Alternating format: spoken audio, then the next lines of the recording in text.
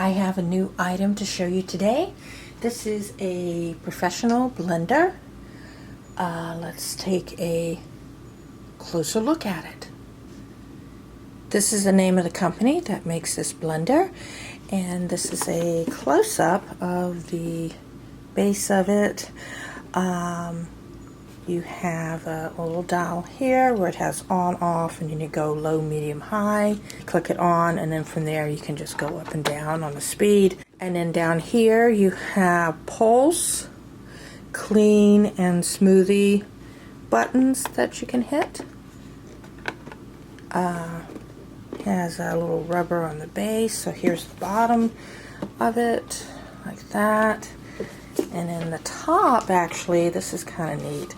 It has rubber that fits on top the regular type of plastic, so that it's a little softer when you're taking the jug and putting it on and off. It gives a little bit of cushion and grip. So I like that. And it's an all black color, kind of standard size footprint for your countertop as well. So that's the base of it with the motor in it. Here's the jug. The jug, let's see, for a liter, okay, for fluid ounces, it's up to 50 ounces here. And then for liters is, milliliters is 1500. It's large, but it's not the super extra large that I've seen, but it's still pretty good size. The top here, I like this. You can pull that off. You can also remove this if you want to poke something down there to stir things around without having to remove the top. I like that feature. And then inside, there's the blade of it. The blade looks pretty good. Like it's going to be able to break things up well. I believe this is a 1200 watt blender, and that it runs at 30,000 RPM. There's the bottom part here. So looks good. This is like a hard plastic, and I guess that's the best angle for looking at the blade. Okay, so I'm going to clean this up and then let's try it out. I just loaded it up with some ice cubes with no water. A good test to see how well a blender can work is to see how well it can do on just ice cubes.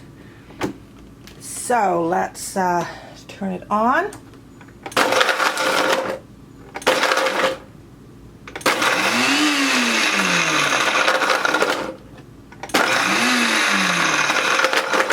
Now let's try it on low. And move it up.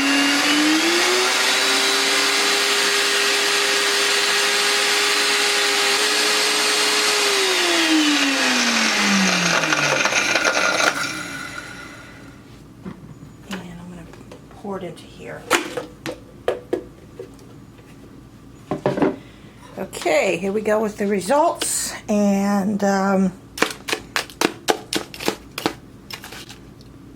pretty good. Put those up. There's some pieces that didn't get down all the way, so I see a couple of chunks here. And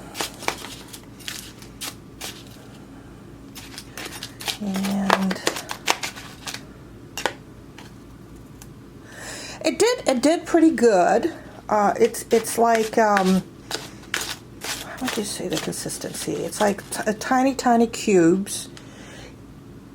Here's the difference, okay, just to explain. I've done blenders before where when it crunches up the ice cubes, it's so crunched up and broken down that it's like fluffy snow. This is not fluffy snow. This is more like, it's like ice, but it's not fluffy snow. I mean, you can make ice balls out of it, but it's definitely not as fluffy or as broken up as I have seen and used on other blenders in this price range. So, and I have a chunk here, I've seen quite a few things that did not chunk up. So, how did it do on the ice cubes? Not as good as I thought it should have done. Here are some potatoes, uncooked, so they're quite hard.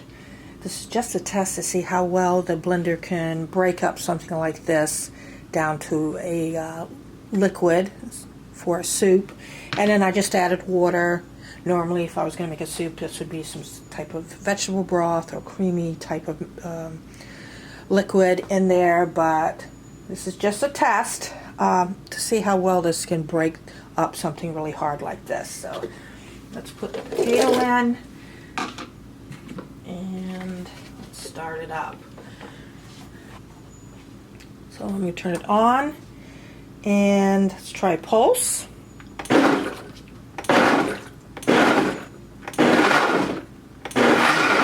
I do like having the pulse part, especially if you have something you don't want to be liquefying too much, but you want to break down. That's a good feature. Now let's go to the low setting.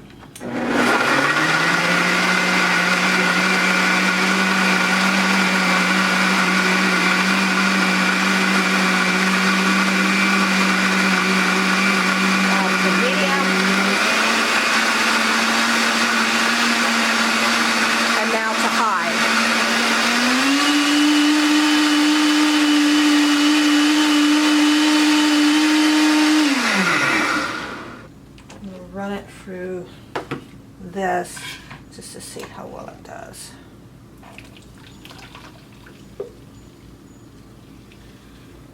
Okay.